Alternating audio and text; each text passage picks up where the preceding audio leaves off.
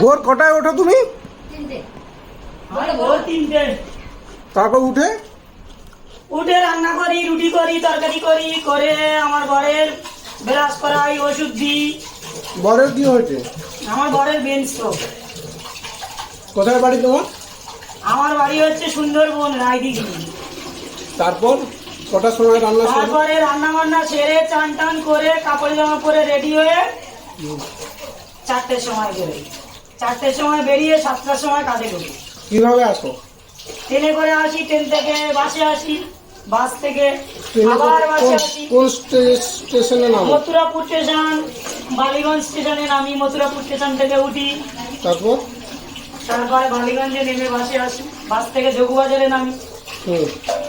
যোগুবাজার থেকে হেঁটে এখানে কটা জায়গায় কাজ করো? কটা বাড়িতে? এখানে 4 বাড়ি কাজ করি। কত টাকা টোটাল পাও? ওটা 10 পাই। 12 পেতাম, 10 পাই। একটা কাজ ছেড়ে গেছে, সন্ন্যাসী হয়েছিলাম। তো বরে তারপর এখান থেকে ওষুধ তারপরে আমার ঘরের পিজিতে ওষুধ আনতে যাই, পিজিতে ওষুধ করে আবার বাড়ি যাই। ও তারপর বাড়ি ফেরো কটায়?